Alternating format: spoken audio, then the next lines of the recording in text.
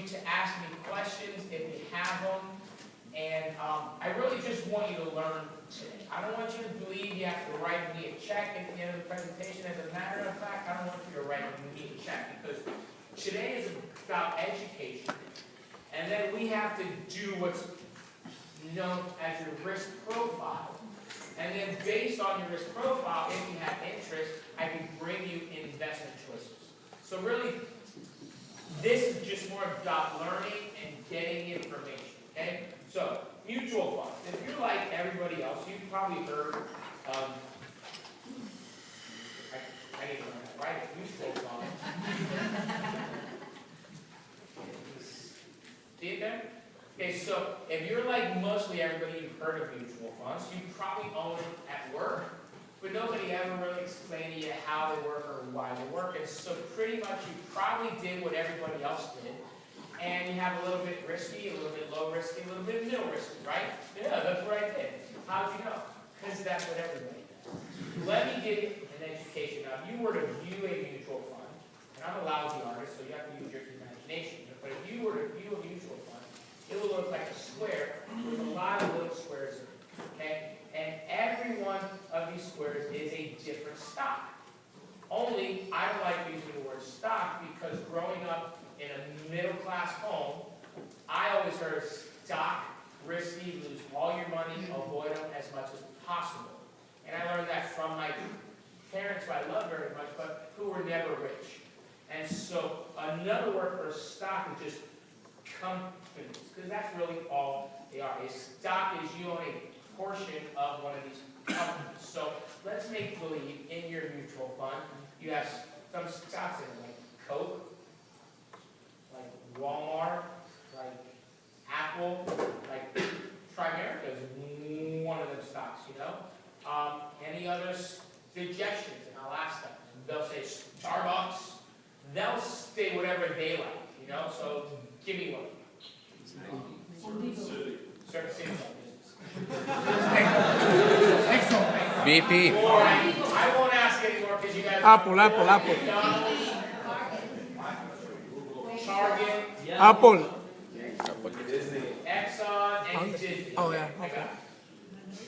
So, if you were to view a mutual fund, it would look like a square with a lot of little squares in them, and every one of these squares represents different companies. And because you own this mutual fund, you own a portion of each one of these companies. And so the number one reason you own a mutual fund is a word called diversification. It spreads out all your money. It lowers your risk dramatically. Let me give you an example. Let's make believe, like in here, you got Walmart and you got Target, right? And pretty much Walmart and Target go up against each other, right? Well, what would happen if Walmart went out of business? What would happen if Target? It would probably go up because all the people that went to Walmart, if there wasn't a Walmart to go to, they'd probably go to Target. Or what would happen to Walmart if Target went out of business? Walmart would probably go up. Okay, and so that's kind of how they limit your risk in there. Okay, now the average mutual fund, owns between 100 up to 200 different companies in it. So, have you ever heard that phrase, never leave all your eggs in one basket? Owning a mutual fund is not owning one stock, not one company. It's a basket of 80, 90, 100, 120 different companies. So, the only way that you could lose all your money, because this is normally a worry of new investors, is if all 120 companies all went broke at one time. Now, let me ask you a question. What are the odds that Walmart, Target, Apple, Exxon, Disney, Primerica, Starbucks, Coke, and McDonald's all go out of business at one time? If it were to happen, it wouldn't matter where you had your cash, because you wouldn't be able to use it anywhere, because there would be no businesses left to use it. Do you understand? You understand that? Okay, so even if you had all your cash in a vault, under a mattress, if that Armageddon did happen, your cash is worth nothing. And so that's what you really need to understand, that from 1924, the original mutual fund was created. MFS created it. It's still around today. You can still own that mutual fund.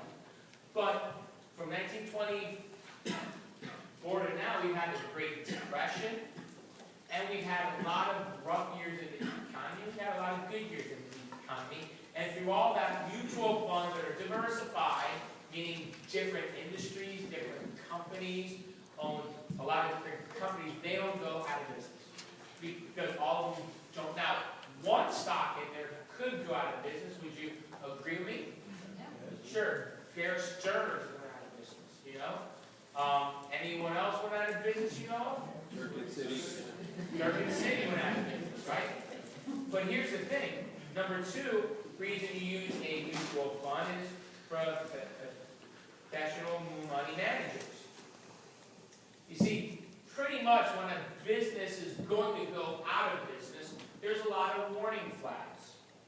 And these analysts that watch your mutual fund and read the reports, and they're on the calls with the chief executive officers, and they're analyzing your holdings every day, every minute of the day while you're at work, they can pretty much read the warning signs. And so if there is a company that's not doing well, they're able to remove it out of there and bring in another one. So let's make believe you had that old company, Circuits City. Well, maybe they removed it out of there prior to it going out of business, and they invested in, say, Best Buy. And so when one went out of business, I promise you that other one probably went up a lot. Yes or no? And so that's the reason you own a mutual fund. It's A, diversified, and B, got experts running your money. It's not a stockbroker. See, stockbrokers, you want to know why they name them brokers? Because they normally end up making you broker. Because you're always moving your money around. Here, when you own a mutual fund, you don't have to move your money. The money manager's handling that.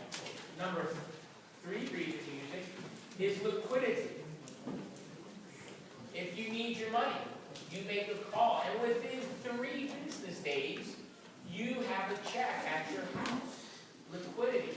Because they can always get rid of these mutual funds because they're open-ended mutual funds, and there's new investors coming to them, and they're able to unload it and give you your money within 3 days. Now, I used to have an argument with all these real estate agents that used to say, real estate's liquid? Yeah, try to unload your real estate today. It's not liquid. This is a truly liquid investment. So it's well diversified, it's run by experts, and it's liquid. And the average mutual fund, there's one from 1928 all the way to now that is average rate of 12.26%. Now, if you're not licensed, you're not able to include that. Okay? But if you are, you can. Okay? But you can't say a general growth fund over the last 20 years has averaged between 8 and 10%. A general growth fund, not a specific mutual. Okay? So that's generally how investments work. Do you have any questions on it? Now, if you have a question, raise your hand. If you were like the client, based on just what I explained, if you had a question, if you didn't understand what I explained, raise your hand. I'll point to you. I want you to yell out your question, and I will answer. No? Okay. Most of the time, they don't have a question because that's a pretty good explanation of a mutual fund and what it is and the way it works. Okay, now, I move on to the next part. Mrs. Client, let me give you the life of a stock. Okay? Every stock, every company at one time was small. And then, if it worked out when they were small, they grew up into be even. And if they grew up from there, they grew to be a large cap.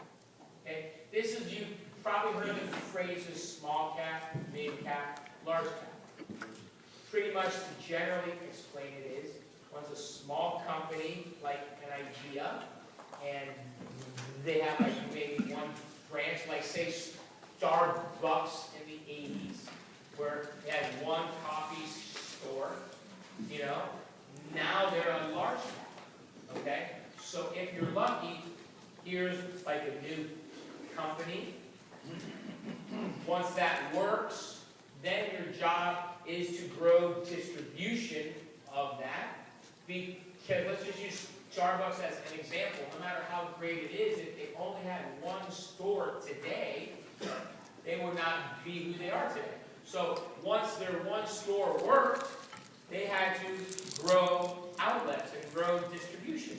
And so that's where they grow into what they call a mid-cap as they get larger and larger. And the risk there is that they grow too quickly or they get in debt too much and they're not properly managed. That's how they can still go broke as a mid-cap. But if they get through that process and they grow well and they run their company right and they don't get too leveraged with debt and their product is good, then they grow into a large cap or what we call blue chip companies.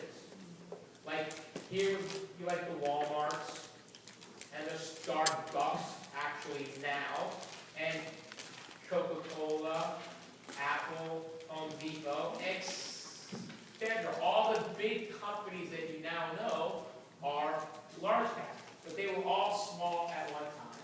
Then they grew into medium, then they grew into large. Now, let me ask you a question.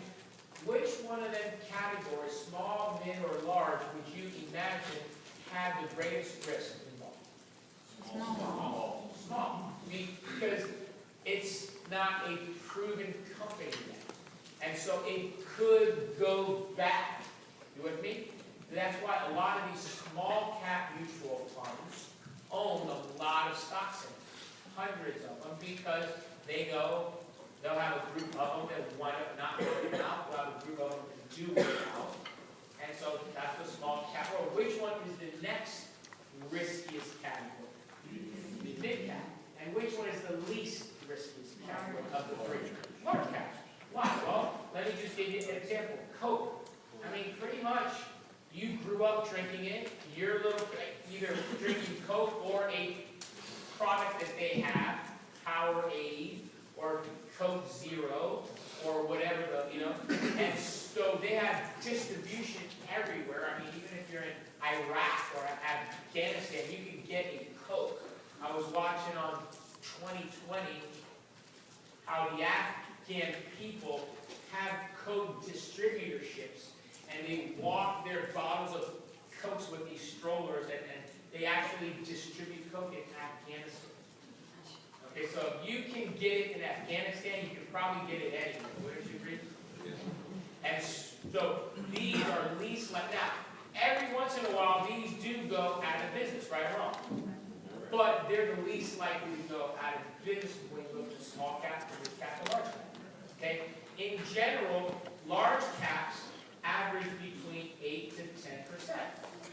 Mid caps average between 10 to 12%, and small caps average 12 to 13 or more over the long term.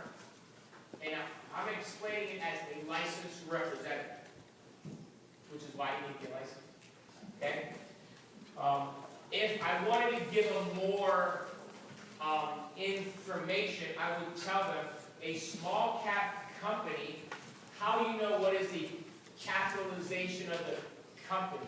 You take the number of stock outstanding shares times the stock price. And that's how you know their market capitalization. That's what that's called. A small cap is, I don't have to read this, a small cap is where it's 250 million up to $2 billion. So, if that's your market capitalization, you're known as a small cap company. If you have between $2 to $10 billion in capitalization, you're a mid cap. And if you have 10 billion or more, you're a large cap, over 10 billion. And if you have 100 billion, you're known as a mega